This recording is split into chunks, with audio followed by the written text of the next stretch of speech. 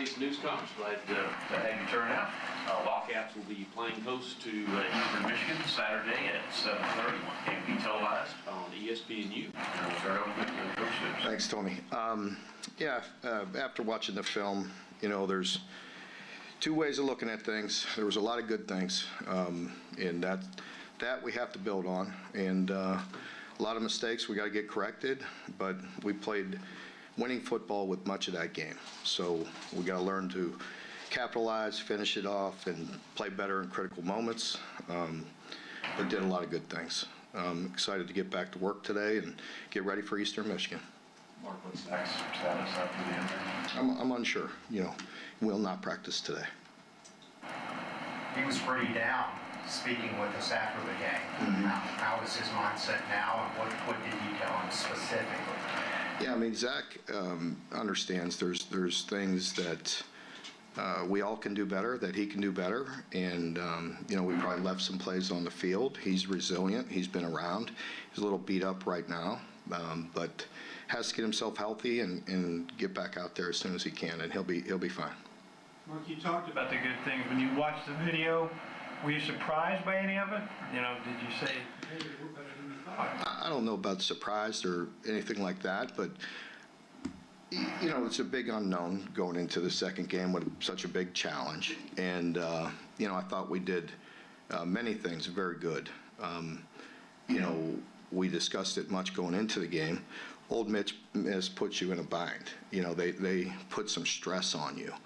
And I felt like some of that, we didn't hold up with the hitches. Somebody asked me after the game about tackling and all that, and you start watching it again, and I got a lot of things going through my mind right after the game. But watching it and just, the yards after, catches, some of those things were frustrating. They probably had 100 yards on hitches. So, you could get those things corrected, but they're also a matchup problem. Because then we did get closer to them, and they did hit a post over our head as well. So, not having DJ didn't help. But those are, credit Ole Miss with that. They put you in a bind, and they stress you, and they have talented guys. But, much of that, you look at the way we competed, the way we played them, and we played them very well. Obviously, when you give up explosive plays, it's going to be difficult. And, for us, way too many explosive plays. Now you understand that is Ole Miss. That's what they do. But yeah, there was a lot of good on both sides. I think, we ran the ball effectively. We ran a lot of plays, which was good to see, that you need to do against Ole Miss. We limited them, somewhat. I think it was, like I said, it was 72-70. That's pretty good. Now, again, credit them with the explosives. We didn't get as many. I thought two critical plays. We had an explosive that we were, our receiver pointed to be on the line. He didn't confirm it with the official, but you're 6 inches from an explosive that got called back, and you can't do that. It's the same with basically the last play of the first half. We're 4 inches from finishing that drive to perfection. So. Mark, on that play that you're just talking about, I think it was Mack, was he offsides or was he in the backfield? What did they end up saying? Because I couldn't figure it out. I need clarification. Oh. Mack was on. Because there was no tight end. JJ was off. JJ was a yard off. Correct. Mack was, supposed to be on, but maybe he was 6. I think they called it on JJ, but he was a yard off the ball on a legal set. So I don't know. Mark talked about that running game. They said there was a ton of explosive, but you said over 6 yards to carry, and all they did some good things as well. Is there more of a focus going forward, maybe even establishing at a higher level with those guys? Yeah, I think, we definitely ran very well. The backs are very talented. I think we're getting some movement. Again, you play Ole Miss, they're going to be disruptive, and they were, at times. And, so I think we just got to keep on, cleaning up the areas where we can. You know, there were some things that just, the way we target things, the way we, pulled, we missed some things as well, but we'll keep on building on it. We talked a lot about the kind of pre-snap operation after the game. Is there any, like, big picture moving forward changes you've got to do to make sure that that's not a thing? Yeah, and I was, very, I told you I addressed it at half. I was very frustrated at half, and even after the game, that was still lingering. And you watch it, and again, there's some of it that's inexcusable. It happens. You know what I mean? Game 2, it's going to happen. You have to be able to overcome them things, and so, yeah, our operation in Game 1 was very clean. The intensity picks up in Game 2, and you add a lot more wrinkles. You add some different things. And, it's very correctable.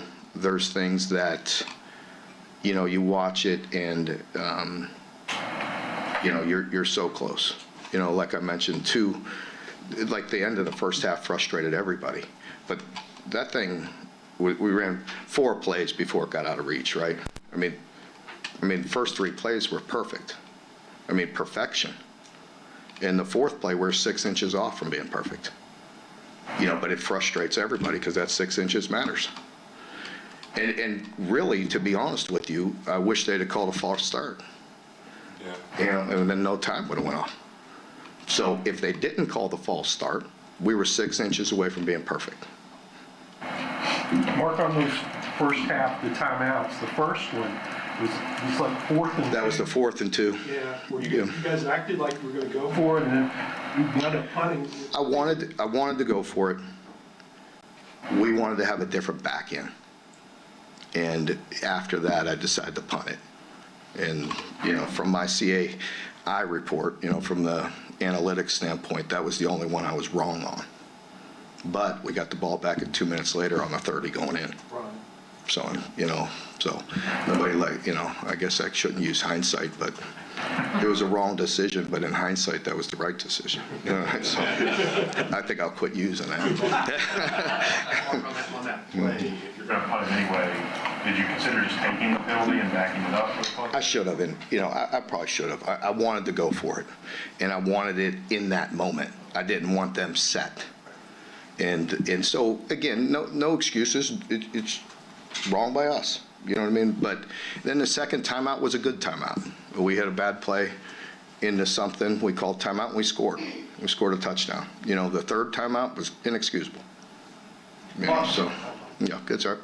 With Zach out today and kind of moving up the ones, who we get some backup kind of QB reps. Yeah, Bo will get some. What did you think of Cutter? It was obviously a difficult spot for him Saturday, but in the 2 games he did. Yeah, it was good. I told him, he's got to protect himself. I told him going into it that, it was going to be difficult to protect himself, and he goes and lowers his shoulders and run into somebody. I didn't need 2 quarterbacks hurt at that point, but no, Cutter. The pass that he completed was, beautiful. And he was put in a tough situation. I thought his second to last drive, got us in scoring position and had that opportunity to score and didn't capitalize on it. I think you asked me about the run on that down, earlier, but, I think we tried to get it into a manageable. 1 or 2 possessions before that, we had 3rd and 12, ran it to 4th and 4 and converted a 25-yard play, so it worked perfect then. So I think that was the idea, trying to get something. Mark, Bush said after the game a lot of the pre-snap motions are to try to help against the press coverage. Is there anything else to kind of help beat the press? Like, can you do timing routes and try to slants or hitches or whatever? Yeah, and I think, again, after the game, I was frustrated at many things, but watching it, again, there were plays there. And I did say that afterwards, that I felt like walking off it, that the quarterback has to pull the trigger and make some throws. For instance, and not throwing anybody under the bus, it's just true, but Zach knows this. When we get it, I think we talked about the possession on the second interception.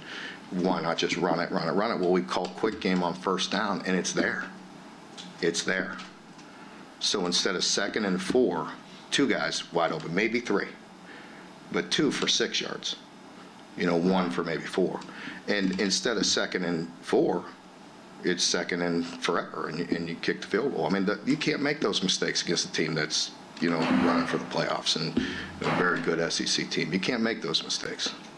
Just to clarify, if Zach is available, will he start on Saturday? I'm not going to comment on that, John. I know this. I'm excited to see Cutter. And I say that about every position. When somebody gets hurt, I never want to see a player get hurt. But when that happens about every time I've been up here, I said, I can't wait to see so-and-so play, right? In fairness. So don't overblow that for a quarterback like everybody does. I'm always excited for the next man up. And I'm excited to see Cutter. And Cutter will absolutely play. In regard to the communication issues, would you prefer your own team to be on the sidelines or up in the No. I've done it, both ways, and some coordinators, I think Liam might have bounced, back and forth, and you just try to get the right feel for the team that you have. There are good reasons to be down, to communicate and talk, but also upstairs you could put your notes and, have your play sheet out and be a little more organized on what you want to call and set up and things like that. So we've operated very clean. There were definitely some things that we have to be better at, and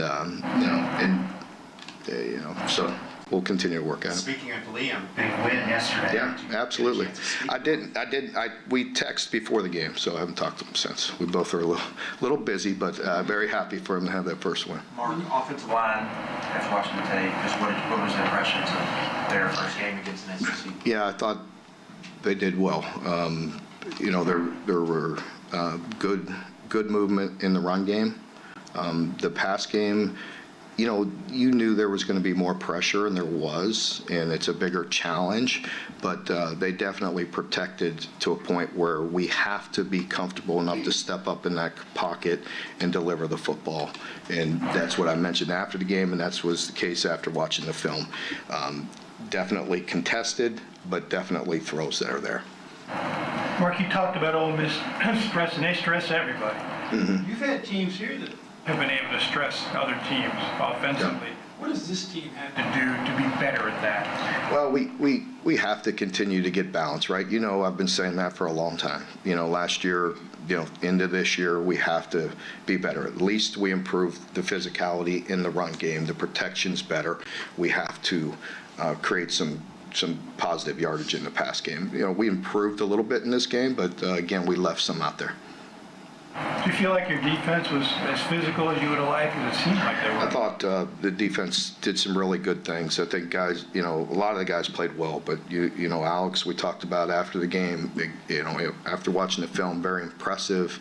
Khalil, I thought, really showed up, was very disruptive, played one of his better games since he's been here, and he's been pretty consistent all year. That was really good to see. Gusta, got a lot of penetration, a lot of pressure. I thought even the edge guys, were good. As we mentioned, they get rid of the football, but we still affected him. Mark, what are you seeing from Tanner Lemaster on Eastern Michigan? I haven't studied Tanner yet on that, but Eastern is a team that, like all the MAC teams, I always say that. I always feel like they're very well coached. They know who they are. They know what they want to be. You have to beat them. And so, we, as always, are worried about ourselves, right, and improving and getting better. And, so that'll be our point of emphasis here this week. The first half issues where you're trying to match personnel to plays, is there any sense of using this game to really solidify a kind of baseline offensively when it comes to like how you're going to operate and what are the kind of go-to plays that you can be efficient with? We, discussed that at length yesterday and today, just making sure, that we can be as smooth as you want to be. There's going to be some substitution. There's some specialty plays, but just settling in and letting guys play and be effective, is something that we will continue to work at. And again, we've been extremely smooth in many places, and others that we're falling short.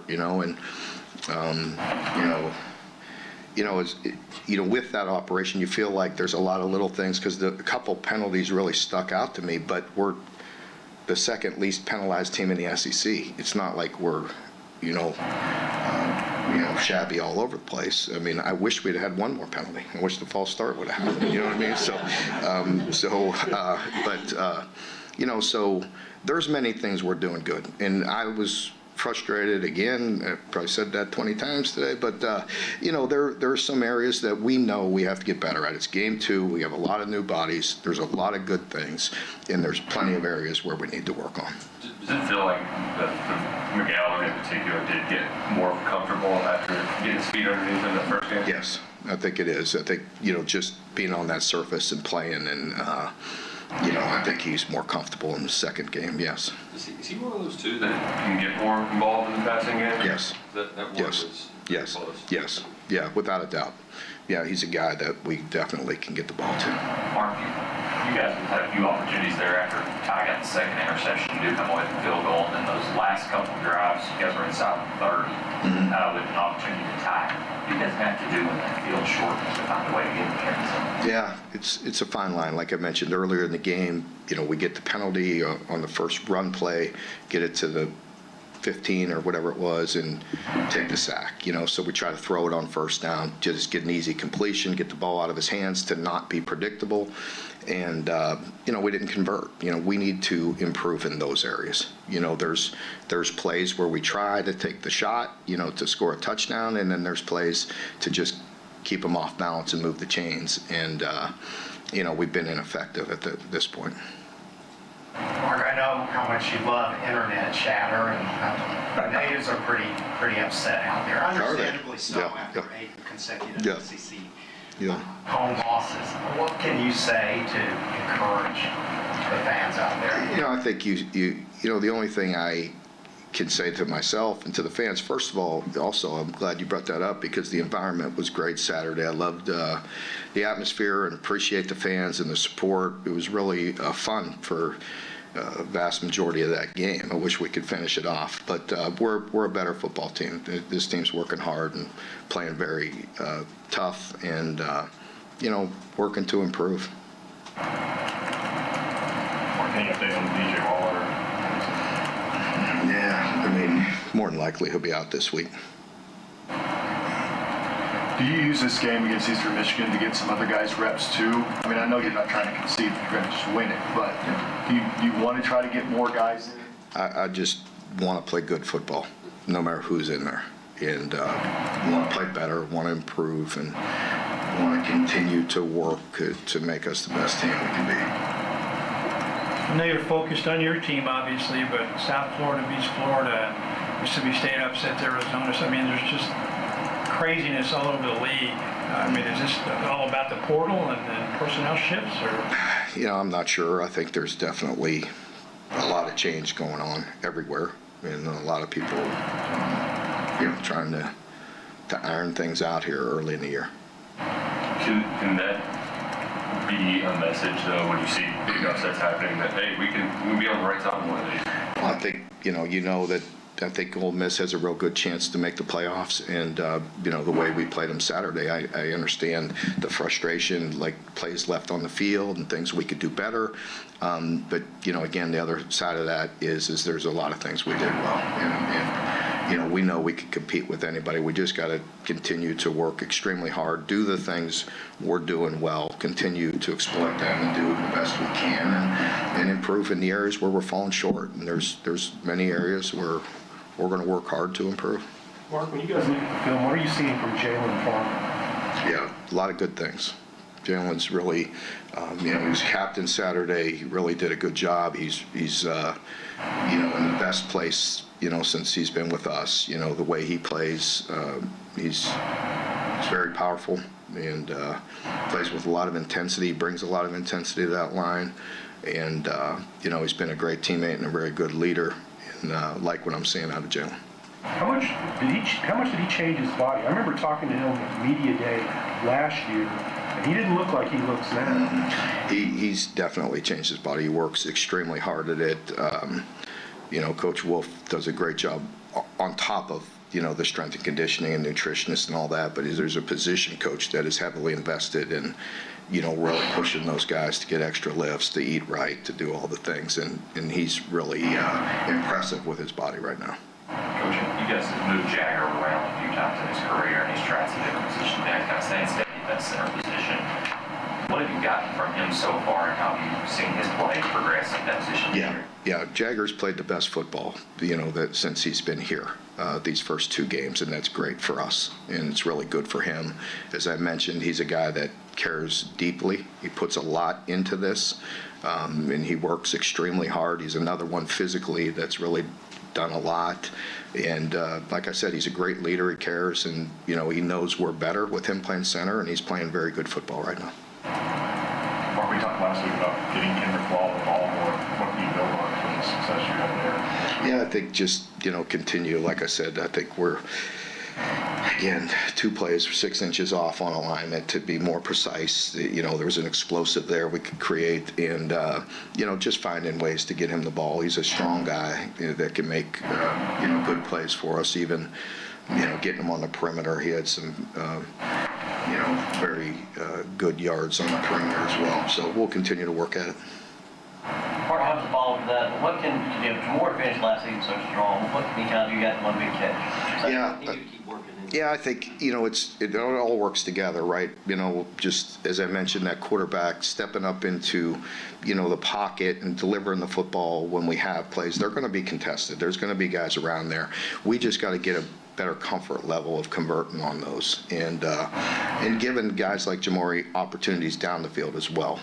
That was a big play Saturday, and good to see. It's something he's worked on, and I think just opportunities, continue to work as a group. Everybody good? Anybody else? Mark, as we're watching these other games, it seems like a lot of the teams that win are able to make these in-game adjustments. How comfortable are you and your staff in being able to do that over the course of the game? I think the same way we've done it for a long time, John. So we'll continue to make the plays and make the adjustments and play ball.